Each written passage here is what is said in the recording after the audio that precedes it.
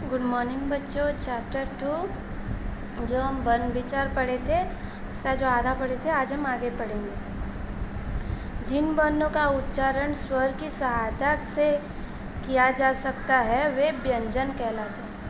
मतलब जिन वर्ण को हम उच्चारण करने के लिए हमें स्वर वर्ण की सहायता की ज़रूरत होती है उसे क्या बोलते हैं? व्यंजन वर्ण बोलते हैं। इनके उच्चारण में हवा रुकावट के साथ मुंह से बाहर आती है। हम जो स्वर वर्ण को उच्चारण करते हैं तो क्या होता है? हवा मुंह से बाहर आती है। इसकी संख्या 33 है। कितना तो है? 33 है। व्यंजन कितना तो है? 33 है। देखो, व्यंजन को 3 मुख्य भेद है। व्यंजन का कितना भाग है? 3 भाग है। क्या क्या है? स्पर्श, अंतस्थ और ऊष्मा। एक तो स्पर्श है, एक तो अंतस्थ है और एक तो ऊष्मा है।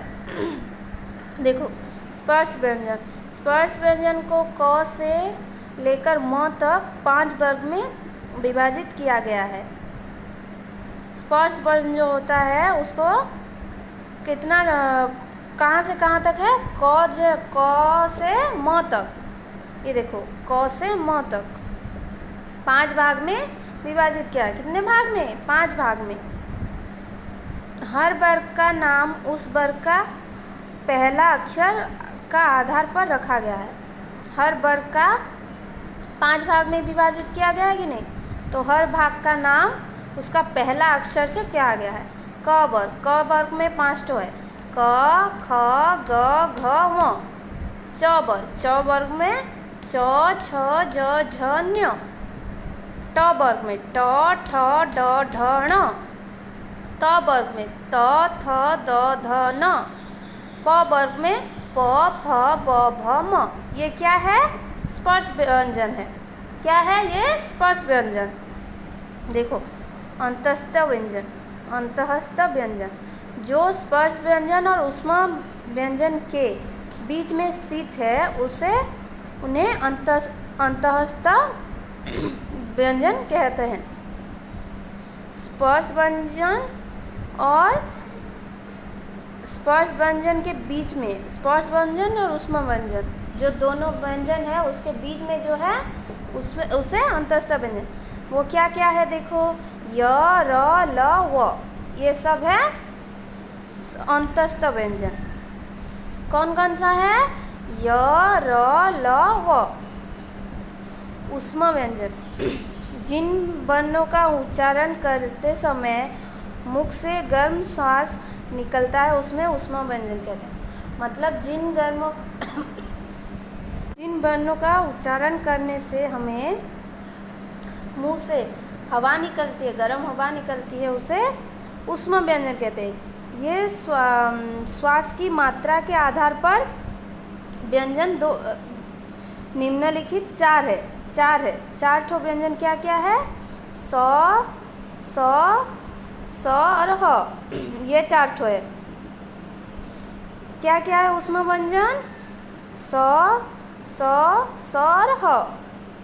श्वास की मात्रा के आधार पर व्यंजन को 2 प्रकार विभाजित किया गया है। मात्रा के आधार पर व्यंजन को 2 प्रकार विभाजित किया गया है।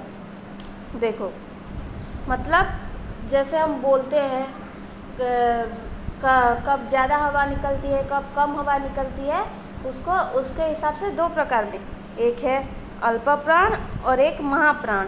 2 भाग में विभाजित किया है। एक है अल्प प्राण और एक है महाप्राण। जैसे क, ग, ङ, च, ज, ञ, ट, ड, ण, त, द, न, प, ब, म, य, र, ल, व। ये है अल्प प्राण। इनके उच्चारण में फेफड़ों से बाहर निकलते वाली वायु की मात्रा कम होती है। ये सब जो है इनके उच्चारण करने पर क्या होता है?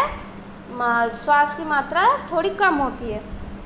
देखो, ख, घ, छ, झ, ठ, ढ, ढ, थ, ध, फ, भ, स और ह। इसके उच्चारण में ज़्यादा टाइम लग रहा है कि नहीं, वायु ज़्यादा निकल रहा है, तो इसको क्या बोलते हैं, महाप्राण।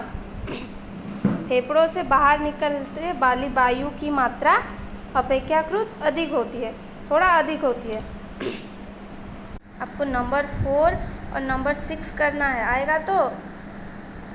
ये देखो नंबर 4 क्या दिया है, निम्नलिखित द्रवित व्यंजनों से दो दो शब्द बनाए। द्रवित व्यंजन जो दिया उससे 2 शब्द बनाना है, और निम्नलिखित संयुक्त वर्ण से 2 शब्द बनाए। ये संयुक्त वर्ण है, उससे 2 शब्द बनाना है। ये सब तो आएगा आपको।